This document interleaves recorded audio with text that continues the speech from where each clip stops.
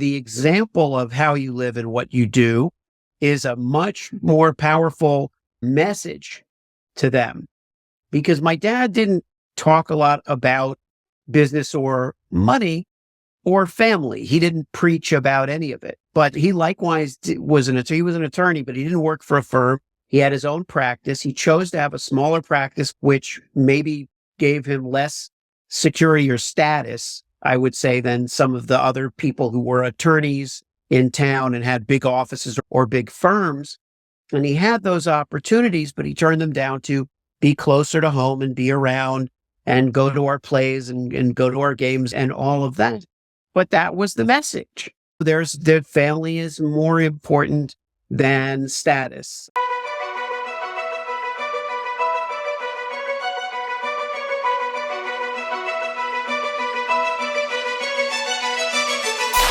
Hersh, it's so great to see you. See you too, Lawrence. So it seems like with your podcasting stuff, your branding, I know you're in comedy, you're very entrepreneurial. Have you always been an entrepreneur? Not by self-description. I was just thinking the other day that it's been 20 years or so, 23 years since I have worked for anyone else. And I think it just never appealed to me to be boxed into a certain job. And I am a creature of habit. I do to find something and work on it and hone it. But I feel like I wanted to be in control of the quality, of the outcome, of the assignment. And so I didn't think of it as entrepreneurship. I thought of it as working for hire. Mm-hmm. And then as I started to build companies where there were employees and there was a C-suite in one of my companies where it got to its kind of biggest size, I started to realize that I can shape a business to be what I want it to be. And when I started doing podcasting, that became an entrepreneurial effort in that building a show, it's kind of a solitary effort in many ways. And I started talking to a lot of entrepreneurs. And when I was interviewing entrepreneurs, I realized, oh yeah, I'm an entrepreneur too, because that's me, what they're doing. They're taking risks. They're rocking the boat. They're challenging the status quo, and they're doing things a different way. Yeah. So when you started, Hersh, was it tough to pay the bills? Because I feel like that's the biggest hurdle for people. If they're stuck in doing some type of job that's tied to a paycheck that's guaranteed, as soon as you get past a certain age, you have responsibilities and bills. That the hardest, even if they don't like it and they maybe have an idea and they do want to do something like you, where they branch off on their own and they build companies, that the hardest thing is just the lag from doing that to then making enough money that they're making from the guaranteed paycheck that they're leaving. Makes sense? It is. And it's challenging, and it takes a certain kind of mindset to deal with that, because I do like to know that things are taken care of and that there's kind of this base maintenance level of security that's happening. And when you're an entrepreneur, you don't always have that. And I think that it helps if you're partnered with somebody, that if they have a more secure route that they take, that is a little more stable and gives you a little more stability, that's at least balanced so that everybody isn't taking risk in that way. But it also is, I think, a challenge to maintain your enthusiasm for something, because the timing of the reward doesn't always line up with the timing of the responsibility. So you say, oh, I have my daughter's wedding coming up. It doesn't always time out with some huge success in business.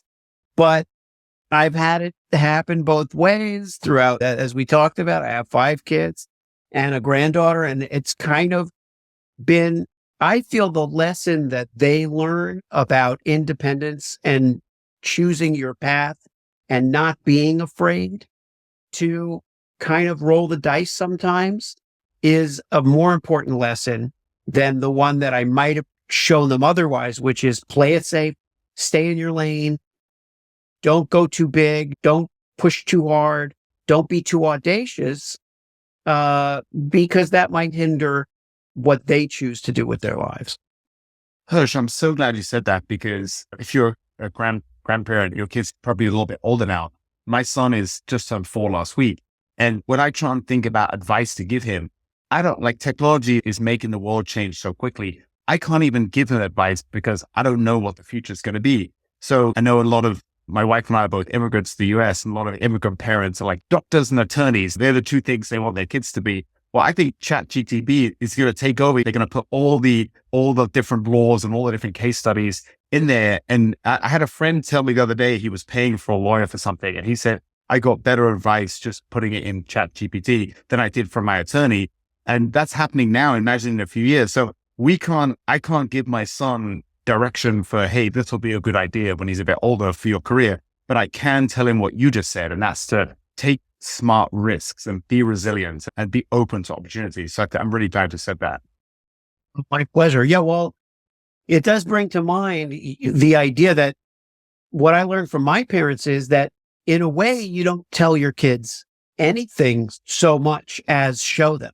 So the example of how you live and what you do is a much more powerful message to them, because my dad didn't talk a lot about business or money or family. He didn't preach about any of it, but he likewise was an attorney, but he didn't work for a firm. He had his own practice. He chose to have a smaller practice, which maybe gave him less security or status, I would say, than some of the other people who were attorneys in town and had big offices or big firms. And he had those opportunities, but he turned them down to be closer to home and be around and go to our plays and go to our games and all of that. But that was the message. The family is more important than status. And so I think the lessons are shown to the kids more than they are spoken. And if we do talk to our kids, I think sometimes we find ourselves even contradicting ourselves. The things we say are not necessarily the things that we've lived, for better or worse. That's a great point. No, I love that. The idea of they're always watching. So it's really what you're doing day to day. That's so much more impactful than you just saying one or two throwaway sentences where it's in one ear, out the other. Yeah. I was just going to say that I think nowadays, where I am spending a lot of time on my work projects, where most of the kids are older, the two that are still home are 17 and 10.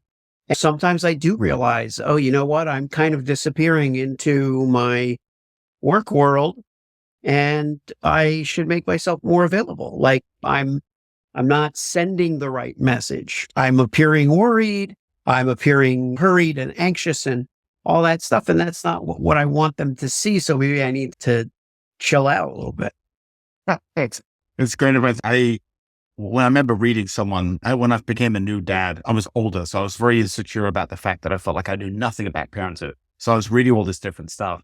And I remember reading something that was so beautiful. And it kind of said the same thing about how it's about who you are and what you're doing as opposed to what you're telling them. So in order to be the best parent, you have to be your best self. And that's exactly what you said. Your best self is to be less stressed so that they're seeing that as opposed to being high strung. But it's such good advice, but it's also beautiful, Hersh. In order to be the best parent, like that's my focus now, obviously, as a new dad is being less. When I was younger, it was a bit more selfish dreams and goals. And now it's a bit more, I want to be the best family man, the best parent, the best husband. Well, in order to do that, I just have to be my best self, which I think is a really inspiring message. Yeah. And it's beautiful to see you pursuing this with the parenthood thing and doing it so earnestly, and following you on social media and seeing your trip and stuff like that. I think that you're actually at a great stage of life to have recognized that this is a priority. I think people can become parents very young. I became a dad very young in my first marriage. And I think I wasn't happy.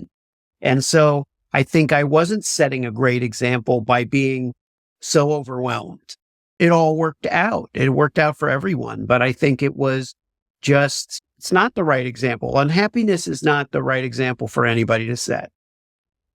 So Hersh, if you could talk to yourself when your firstborn was 4, so kind of at the stage that I'm in right now, what are some of the things, I mean, we kind of touched on it, but maybe go in a little bit deeper about some of the things you wish you could tell yourself now that you have a bit more perspective and wisdom?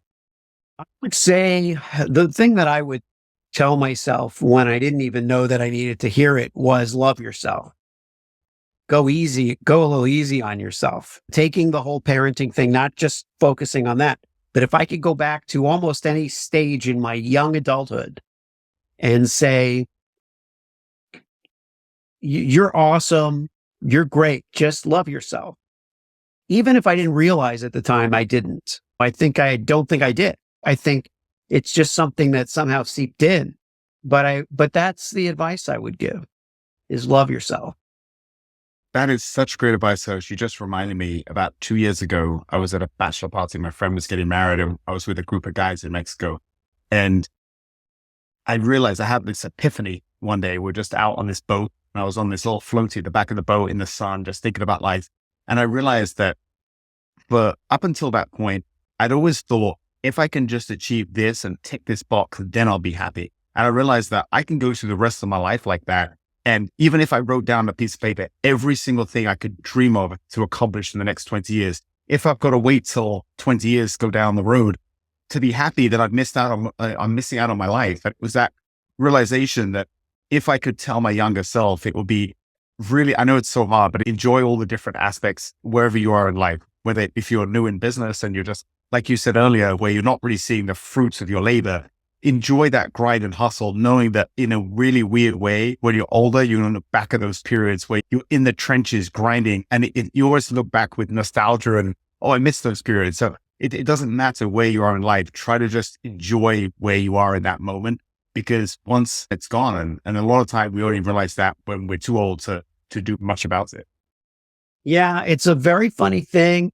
I think back to goals that I set, and I think the most deflating moment is when you achieve that goal.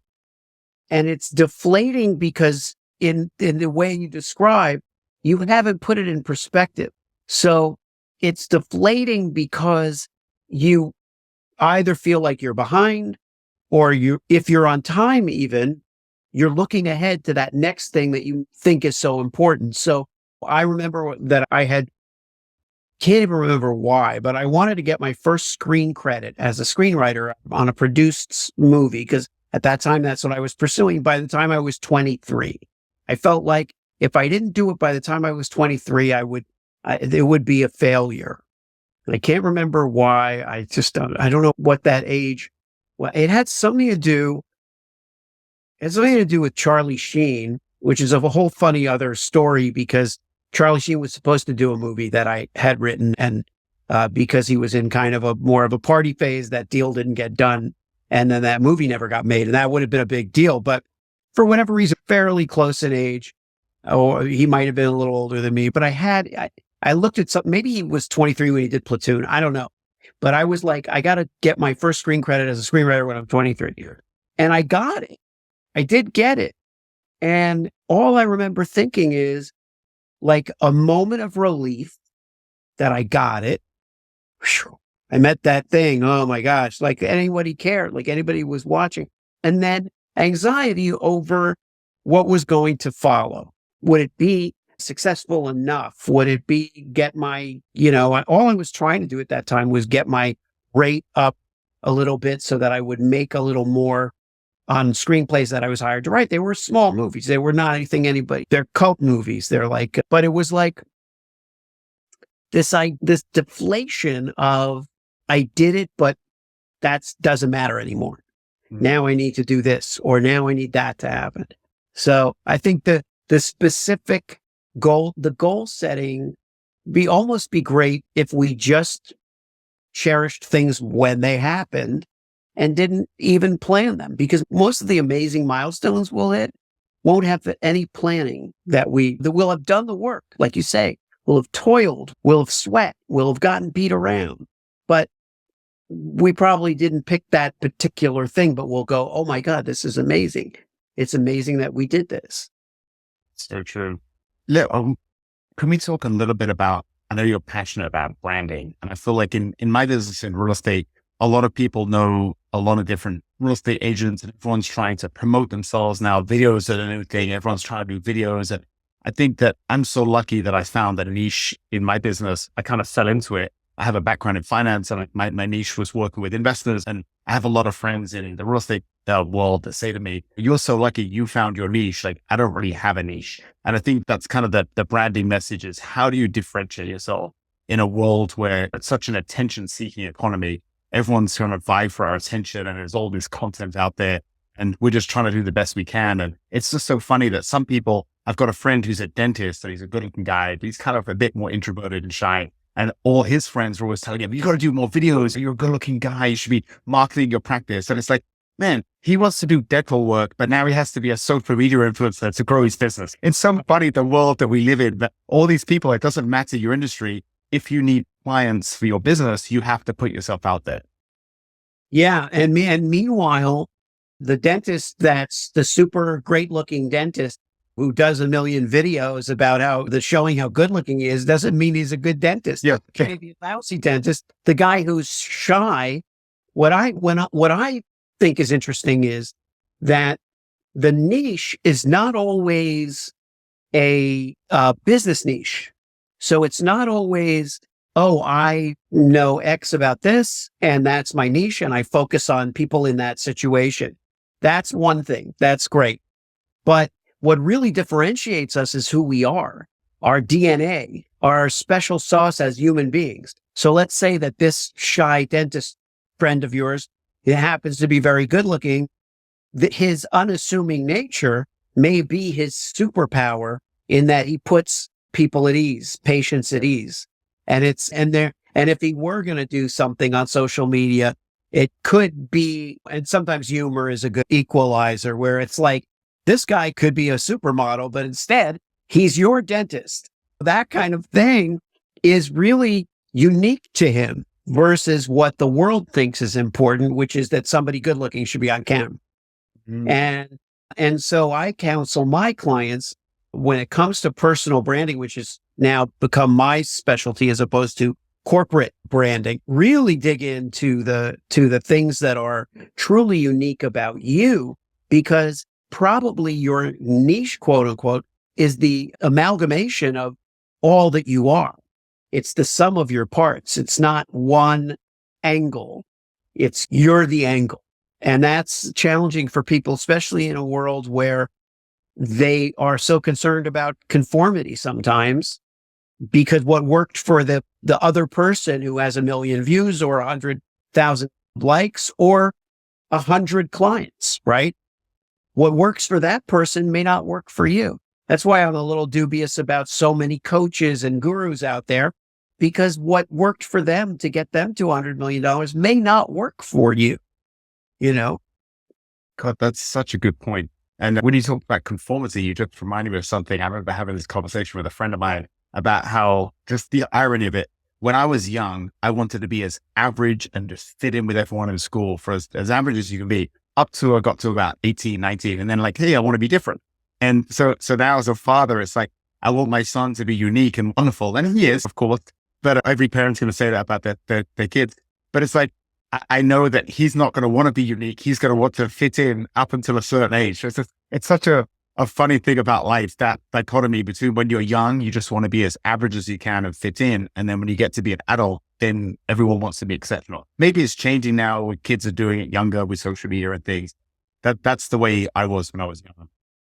Well, my advice on that front is, you mentioned social media, and I think the pressure is greater now because not only are there the people in their class or in their school or in their community that they want to be loved and admired by, there's the whole world out there on social media that isn't even the real world.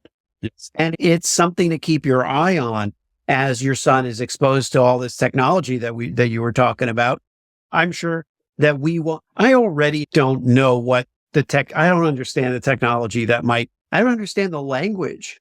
I didn't have this with my older kids. I kept up when I was in my 30s and even 40s with vernacular that's out there. But now my 10-year-old says stuff that I don't even understand.